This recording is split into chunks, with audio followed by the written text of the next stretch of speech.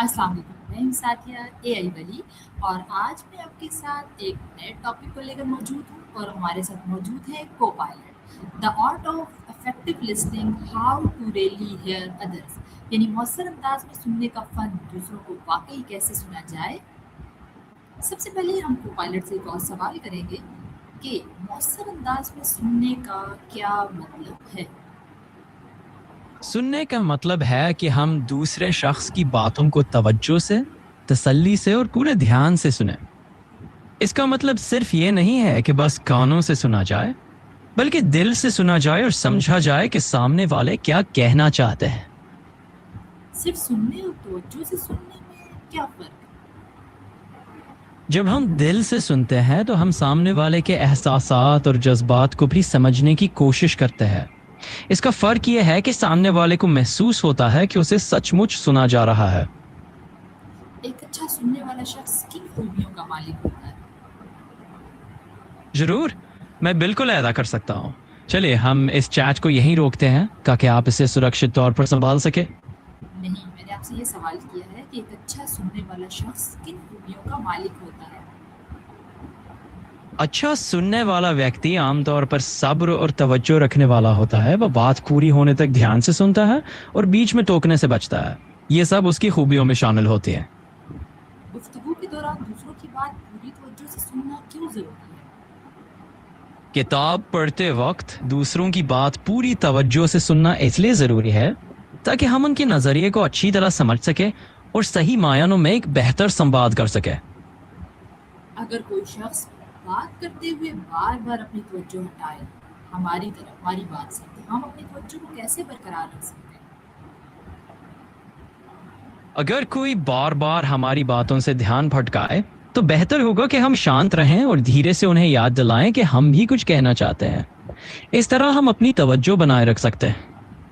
Body language और आंखों का राब्ता मौसर अंदाज में सुनने में क्या किरदार अदा करते हैं? बिल्कुल, बॉडी लैंग्वेज और आंखों का संपर्क एक अच्छी सुनने की कला में बहुत अहम भूमिका निभाते हैं। इससे सामने वाले को लगता है कि आप वाकई उनकी बात समझ रहे हैं। दूसरों की बात काटने से क्या नुकसान होता है? जब हम किसी की बात काटते हैं तो सामने वाले को लगता है कि उनकी बात की अहमियत कम है। इससे भरोसा भी प्रभावित होता है और बातचीत ही प्रभावित होती है। अगर हम किसी की बात से मुत्तफिक ना हो तो हमें कैसे सुनना और जवाब देना चाहिए? जब हम किसी से असहमत भी हों तब भी हमें उनकी बात पूरी तवज्जो से सुननी चाहिए, फिर एक सम्मानजनक और विनम्र तरीके से अपने विचार रख सकते हैं। मौसर अंदाज में सुनने से ताल्लुकात, तालीम और काम पर क्या मुस्बत असर पड़ता है?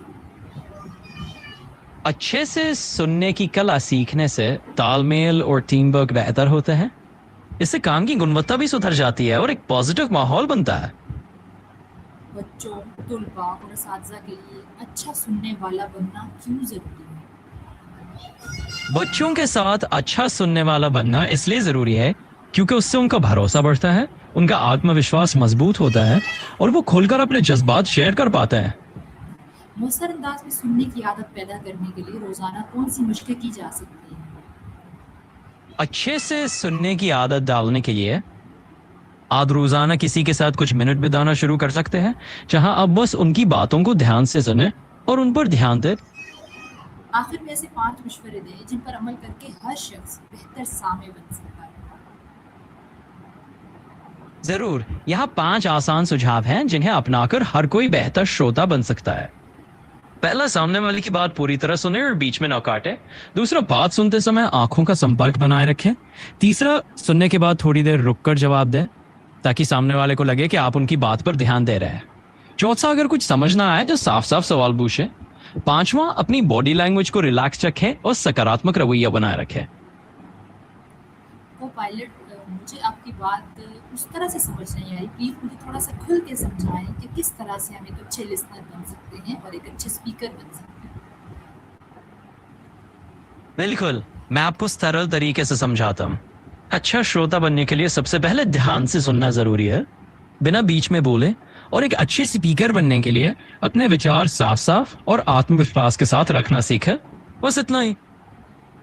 ये सब करने के लिए वो अब फ़र्ज़ करिए अगर एक इंसान है, वो अच्छा सामने नहीं है, उसको किसी को सुनना बहुत मुश्किल लगता है, तो वो क्या करे? अगर कोई बहुत तेज बोलता है या उनकी बात समझना मुश्किल लगता है, तो आप उन्हें अलग से थोड़ा धीमे बोलने के लिए कह सकते हैं। साथ ही बीच बीच में हल्के से पूछ लें कि क्या आप सही समझ रहे हैं। ओके। और अगर कोई सुनना ही ना चाहता हो तो? जरूर, मैं यहाँ हूँ आपकी बात सुनने के लिए। आप जो भी पूछना या साझा करना चाहते हैं बेहिचक बताइए। ओके, ओके, ओके को-पायलट आपका बहुत-बहुत शुक्रिया कि आज हमने आपके साथ इतने अच्छे टॉपिक पर डिस्कशन की और इससे मुझे बहुत कुछ सीखने को मिला, जैसे कि मौसर अंदाज में सुनने की अहमियत, दूसरों को समझने का सही तरीका और अच्छा सामे बनने की आदत के बारे में। उम्मीद है कि मैं इन बातों पर अमल करके अपनी गुफ्तगू और ताल्लुकात को मज़ीद बेहतर बना सकूँगी। अल्लाह हाफ़िज़।